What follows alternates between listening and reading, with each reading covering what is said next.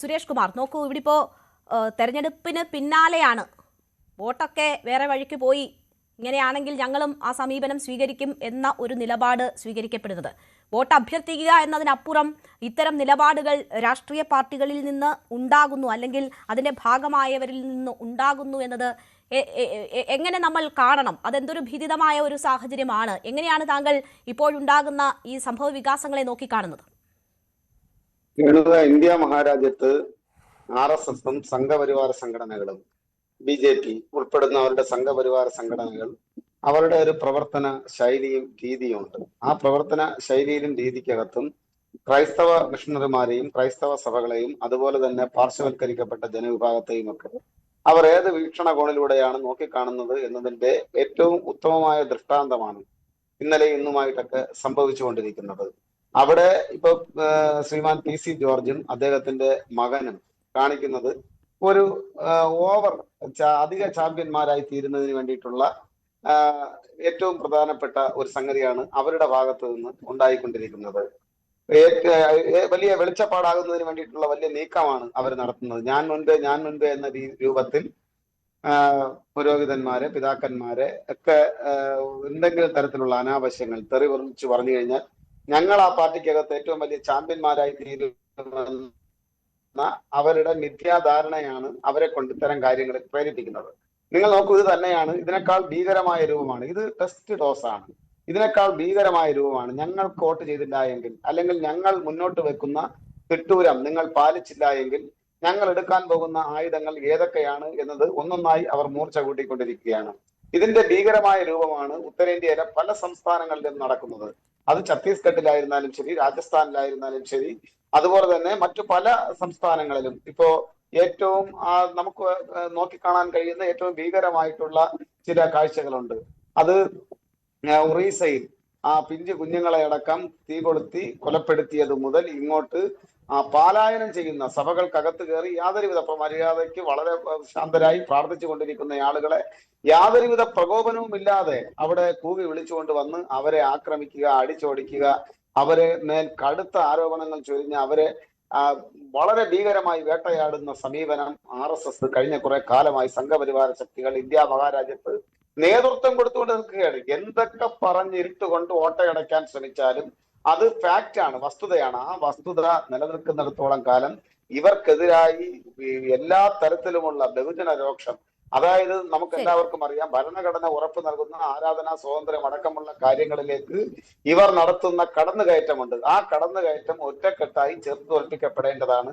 ഒരുപക്ഷെ കേരളമാണ് ഒറ്റപ്പെട്ട തുരുത്തായി നിന്നത്. ഇന്നിപ്പോൾ അതിന്റെ ചാമ്പ്യന്മാരാകുന്നതിന് വേണ്ടി PC ജോർജും മകനും ഇറങ്ങി പുറപ്പെട്ടിരിക്കുന്നു എന്നുള്ളതാണ് ഏറ്റവും പ്രധാനപ്പെട്ട വിരോധാഭാസം നമുക്ക് കാണാൻ കഴിയുന്ന. ശരി, ഞാൻ താങ്കളിലേക്ക് തിരിച്ചെത്താം. ഫാദർ ജോൺസൺ തേക്കടയിൽ, നോക്കൂ, ഇവിടെ ഇപ്പോൾ ക്രൈസ്തവ സമൂഹം ഇടക്കാലത്ത് വലിയ രീതിയിൽ ഒരു അടുപ്പം BJP നേതൃത്വവുമായി കാണിക്കുന്നുണ്ട് എന്നത് നമ്മൾ കണ്ടതാണ്. ബിഷപ്പ് പാംപ്ലാനിയുടെ ചില പ്രസ്താവനകൾ ആ നിലയ്ക്ക് ചർച്ച ചെയ്തിരുന്നതാണ്. ഓർത്തഡോക്സ് സഭയൊക്കെ സ്വീകരിക്കുന്ന സമീപനങ്ങൾ, കൂടിക്കാഴ്ചകളൊക്കെ ആ വിധത്തിൽ ചർച്ചയായിട്ടുള്ളതാണ്. മാത്രവുമല്ല, BJPയുടെ ഭാഗത്തു നിന്നും അത്തരമൊരു സമീപനവും ഉണ്ടായിരുന്നു. ഈ ആഘോഷവേളകളിൽ കേക്കുമായി അരമനകളിൽ എത്തുമ്പോഴൊക്കെ അത് വർക്കാവുന്നുണ്ട് എന്നതിൻ്റെയൊക്കെ ഒരു ഫീൽ ഉണ്ടായിരുന്നു. പക്ഷേ കഴിഞ്ഞ ക്രിസ്മസിന് പോലും ഉത്തരേന്ത്യയിൽ ഉടനീളം ഉണ്ടായിട്ടുള്ള അക്രമ സംഭവങ്ങൾ, അതിന് പിന്നാലെ ഈ വോട്ടെടുപ്പ് വേളയിൽ ഉണ്ടായിട്ടുള്ള FCRA നിയമ ഭേദഗതി, ഇതൊക്കെ വലിയ ആശങ്ക ക്രൈസ്തവ സമൂഹത്തിനിടയിൽ ഉണ്ടാക്കിയിട്ടുണ്ട് എന്നതാണ് മനസ്സിലാകുന്നത്. അതിന് പിന്നാലെ ഉണ്ടാകുന്ന ഈ ഭീഷണി കൂടിയാകുമ്പോൾ യഥാർത്ഥത്തിൽ ക്രൈസ്തവ സമൂഹം ഏതെങ്കിലും തരത്തിൽ അടുപ്പം തുടങ്ങിയിട്ടുണ്ടെങ്കിൽ അത് നിർത്തി പൂർണ്ണമായ ഒരു അകൽച്ചയിലേക്ക് പോകുന്ന, അല്ലെങ്കിൽ ഒരു ഭീതി ജനിപ്പിക്കുന്ന ഒരു സാഹചര്യം സൃഷ്ടിക്കുന്നുണ്ടോ? എങ്ങനെയാണ് താങ്കൾ അതിനെ നോക്കിക്കാണുന്നത്? രണ്ട് കാര്യങ്ങൾ ഇതിനോട് ബന്ധപ്പെട്ട് പറയാനായിട്ട് ആഗ്രഹിക്കാം. ഒന്ന്, എല്ലാവർക്കും അടിസ്ഥാനപരമായിട്ടൊരു രാഷ്ട്രീയ ബോധമുള്ളവരാണ് ക്രൈസ്തവ സമൂഹം. അതിനകത്തെ അച്ഛന്മാരായിരുന്നാലും മെത്രാന്മാരായിരുന്നാലും സന്യസ്തരായിരുന്നാലും അവർക്കൊക്കെ അവരുടേതായിട്ടുള്ള ചെറുപ്രായം മുതൽ തന്നെയുള്ള ഒരു രാഷ്ട്രീയ ബോധമുണ്ട്. ആ രാഷ്ട്രീയ ബോധം എന്ന് പറയുന്നത് എല്ലാവരും ചേർത്ത് പിടിക്കുന്നതാണ്. ആരെയും തള്ളിക്കളയുന്നതല്ല, ആരെയും അകറ്റി നിർത്തുന്നതല്ല, വിഘടനവാദം കൊണ്ടുവരുന്നതല്ല. നിങ്ങൾക്കറിയാം, ഇന്ത്യയിലെ ഏറ്റവും അധികം ആളുകളോട് ഇടപെടുന്ന ഒരു സമൂഹമാണ് ക്രൈസ്തവ സമൂഹം. മൈനോറിറ്റീസ് ആണ് എങ്കിൽ പോലും ഇന്ന് നമ്മുടെ രാജ്യത്തിന്റെ പുരോഗതിക്ക് വേണ്ടി അത്യധ്വാനം ചെയ്തുകൊണ്ടിരിക്കുന്നവരാണ്. പ്രതിഫലം പോലും ഇച്ഛിക്കാതെ രാപ്പകൽ അധ്വാനിക്കുന്ന ഒരു വർഗമാണ് ക്രൈസ്തവ സമൂഹം. ആ ക്രൈസ്തവ പ്രത്യേകിച്ച് സന്യസ്തരായിട്ടുള്ള എല്ലാ പുരോഹിതരും, പാസ്റ്റേഴ്സ്, എല്ലാ ജനങ്ങളും.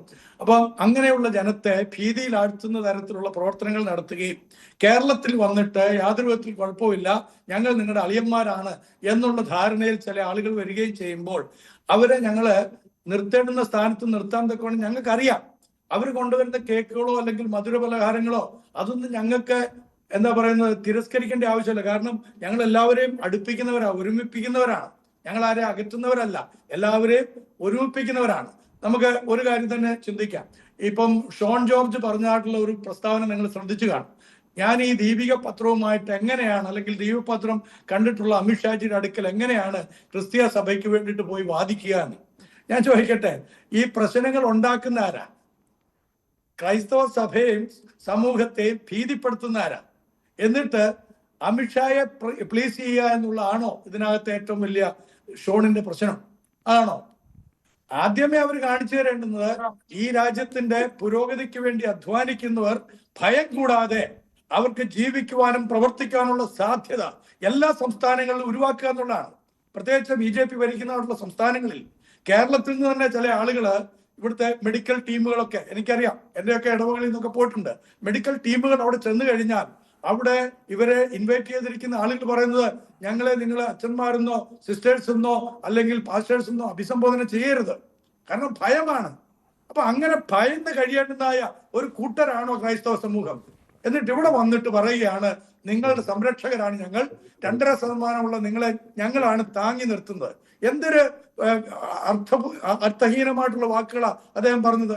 2.5 സമൂഹമുള്ള ക്രൈസ്തവ സമൂഹത്തെ BJP ആണോ ഇവിടെ പുലർത്തുന്നത്? BJP ഇവിടെ ഭരണം ഏറ്റെടുക്കുന്നതിന് മുമ്പ് ക്രൈസ്തവരില്ലായിരുന്നോ? അവരിവിടെ പ്രവർത്തിച്ചിട്ടില്ലേ? അവർക്കിവിടെ ജീവിക്കാനുള്ള സ്വാതന്ത്ര്യമില്ലായിരുന്നോ? BJP വന്നു കഴിഞ്ഞപ്പോഴാണോ ഇവിടെ ഞങ്ങൾക്കൊക്കെ സ്വാതന്ത്ര്യമുള്ളത്, പ്രവർത്തിക്കാനും ജീവിക്കാനും? ഏത് തരത്തിലുള്ള സ്വാതന്ത്ര്യമാണ് ഉള്ളത്?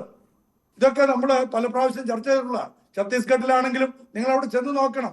അവിടുത്തെയൊക്കെ ക്രൈസ്തവ സമൂഹം ഭീതിയിലാണ് ജീവിക്കുന്നത്. കാരണം ഇപ്പോഴും യു പിയിൽ ഈ അടുത്ത സമയത്ത് പോലും ഒരു പള്ളിയിൽ നിന്നുകൊണ്ട് യേശു ക്രിസ്തു ഏക കർത്താവ്, ഏക രക്ഷിതാവ് എന്ന് പറഞ്ഞായിട്ടുള്ള അച്ഛനെ പിടിച്ച് അറസ്റ്റ് ചെയ്തു.